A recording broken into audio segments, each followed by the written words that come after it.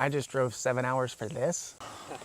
So this is a fun property that I bought subject to under a lease with option 3 years ago. And well, they didn't perform on the option. And my man Hunter here was my bird dog. And now he might even buy it from me because he's now a flipper instead of just a bird dog.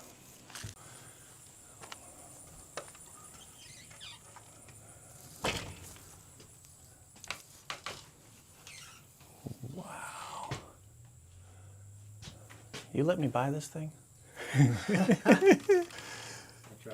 mean, the good thing is I'm already above break even, so